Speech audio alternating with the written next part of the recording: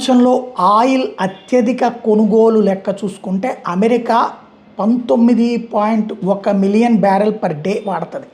China 16.4 barrels per day, India 5.6 million barrels per day, Saudi Arabia 4 మిలియన్లు, Russia 3.9 మిలియన్లు, Japan 3.2 మిలియన్లు, south Korea 2.9 million barrels ఒక రోజుకి వాడేటటువంటి పరిస్థితిలో ఉంది.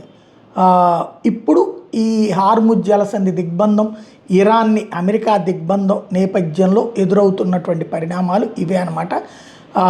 ఈ దేశాలు ఏవైతే ఇప్పుడు ఎక్కువగా వినియోగించే దేశాలకే ఎక్కువ సమస్య వచ్చి పడిందన్నటువంటి లెక్క స్పష్టంగా కనబడుతోంది.